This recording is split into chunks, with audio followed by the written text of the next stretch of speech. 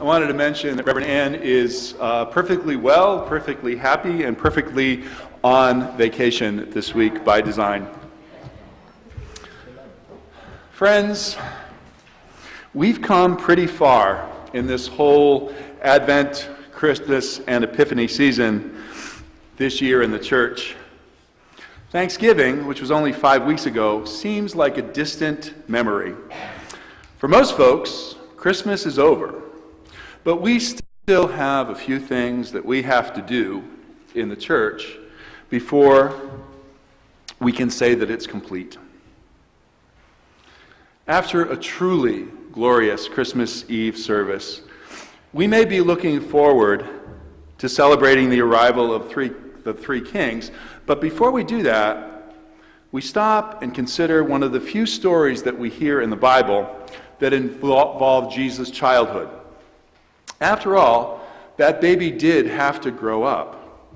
And as we know, childhood and adolescence bring with them their own set of challenges.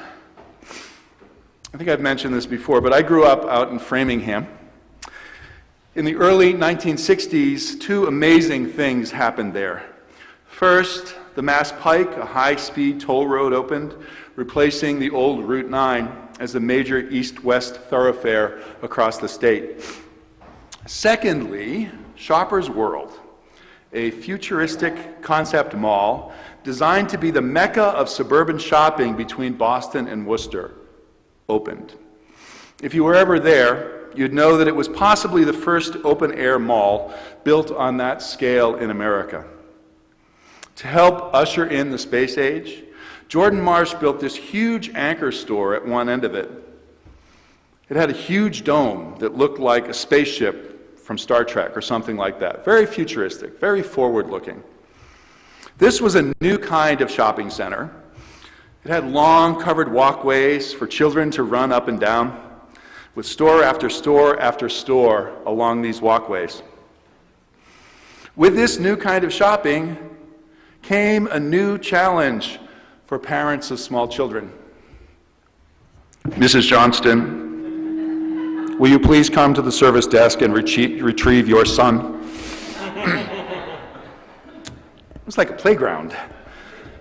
Likewise, for Mary and Joseph, with this new kind of child, who was called the Wonderful Counselor, Mighty God, Everlasting Father, Prince of Peace, there came new parenting challenges.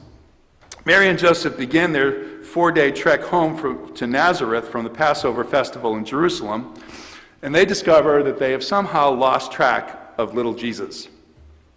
It seems incredible that Jesus was born just a couple days ago, right? And now he's walking and talking. In fact, this event where Jesus is preaching in the temple, he happens to be about 12 years old, just about to become a teenager. You know the kind of conversation that can happen between teenagers and parents, right? Where were you? Nowhere. What were you doing? Nothing. Who were you with? No one.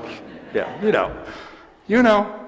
This is exactly the kind of exchange, except in Aramaic, that Mary and Joseph had with Jesus when they caught up with him at the temple.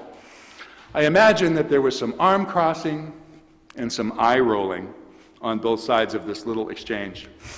Of course, Mary and Joseph are angry because they can't find Jesus. They've been worried sick and they couldn't leave and go home without him. Jesus is, of course, exasperated because his parents don't understand him. He berates them for not assuming or knowing that he belongs there in the temple, learning and teaching. He even gets a little snippy about it. He says to them, "Why were you searching for me? Did you not know that I must be in my Father's house?" Dumb parents. There it is. The first thing that Jesus says in the Bible, according to Luke.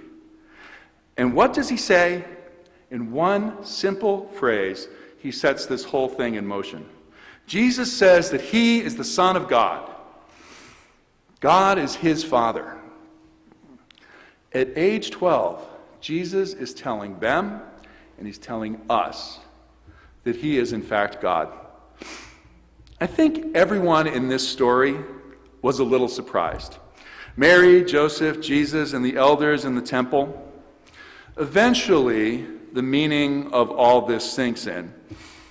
They understand what's going on with Jesus. At the end of the passage, we hear, his mother treasured all these things in her heart, and Jesus increased in wisdom and years and in divine and human favor. So God understood more about what Jesus was going to do. Humankind understood more about what Jesus was here to do. What God gives is always a surprise. In a world without God, there are no surprises. But in a world with God, to which we are open and receptive, we can only expect the unimaginable. At that time, the world needed a Messiah. At that time, the world had needed a Messiah for a long time. You may have heard these words from the prophecy of Isaiah. The wolf shall live with the lamb, the leopard shall lie down with the kid, the calf and the lion and the fatling together, and a little child shall lead them. But if we back up a couple of verses and we read all of Isaiah 11, we see that the first part describes the kind of leaders that God seeks and the kind of ruler that the Messiah will be. Now remember, this prophecy from Isaiah in the Old Testament was written 700 years before the events in Bethlehem. God's chosen do not judge by appearances. Rather, they shall judge the poor with justice and defend the humble in the land with equity. In other words, the standard for leadership is that a leader shall work to make the world, or part of it, safer for the vulnerable, for the lambs, for the calves, for the poor,